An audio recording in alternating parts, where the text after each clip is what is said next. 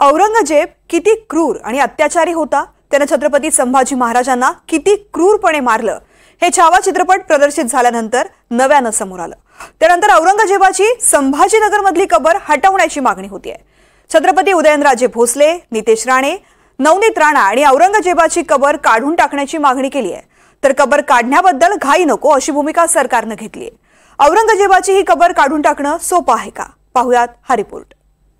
औरंगजेबाची कबर किती वर्ष किती काळ आमच्या महाराष्ट्रात राहील हे आता येणाऱ्या दिवसामध्ये कळेलच। संभाजीनगरमध्ये जे औरंगजेबची कबर आहे तेही लवकरात लवकर त्याला उखडून या महाराष्ट्रातून बाहेर फेकली पाहिजे। खोदून टाका नसतं काय, किती लागतं?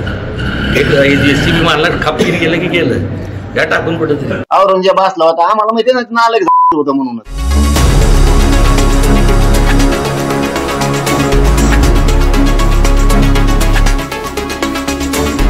औरंगजेबाची कबर काढण्यावरून राज्यात अशी आक्रमक वक्तव्य सुरू झाली आहेत। औरंगजेबाची कबर काढून टाकावी अशी मागणी हिंदुत्ववादी नेत्यांसह हिंदुत्ववादी संघटनांनीही लावून धरली आहे। आता सरकारमध्ये असलेल्या शिंदे गटानेही औरंगजेबाची कबर काढून टाका अशी भूमिका घेतली आहे की ते औरंगजेबाची त्याची कबर काढली पाहिजे। त्याचा आणि ह्या शहराचा काहीही संबंध नाही अर्थार्थी, आणि त्याच्यामुळे जर वाद होत असेल ते वादग्रस्त जागेवर ती कबर खदून ज्यांना कोणाला पाहिजे असेल त्यांनी तिकडे घेऊन जावी ती माती, आणि तिथं त्यांनी त्याचं काय करायचं फुलहार व्हायचे तिथं व्हावेत, परंतु आता ती कबर संभाजीनगरमध्ये नको।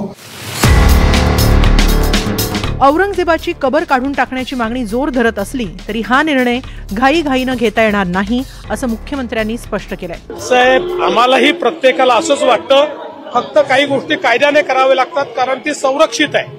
जुन्या काँग्रेसच्या काळामध्ये एएसआयचं संरक्षण मिळालंय।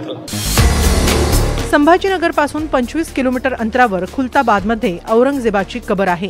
1707 मध्ये औरंगजेबाचा मृत्यू झाल्यानंतर त्याची कबर बांधण्यात आली। औरंगजेबाच्या इच्छेनुसार त्याचे गुरु शेख झैनानुद्दीन शाह यांच्या कबरीच्या शेजारीच औरंगजेबाला दफन करण्यात आलं। नंतरच्या काळात ब्रिटिश व्हाईसरॉय लॉर्ड कर्झननं औरंगजेबाच्या कबरीवर संगमरवरी फरशी घालून कबरीचं नव्यानं बांधकाम केलं।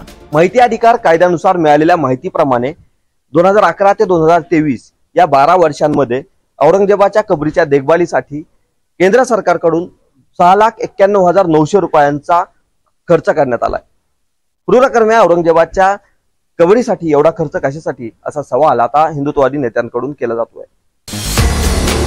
संभाजीनगरमध्ये 10 संरक्षित स्मारकं आहेत।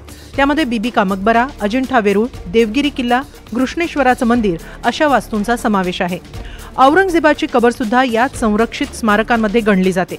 ही सगळी स्मारकं केंद्र सरकारच्या अखत्यारीत आहेत। या कबरीची देखभाल, नियंत्रण आणि सुरक्षा केंद्र सरकारच्या पुरातत्व विभागाकडे आहे।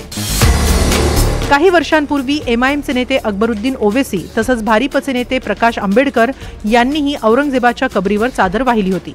त्यानंतरही वाद सुरू झाला होता।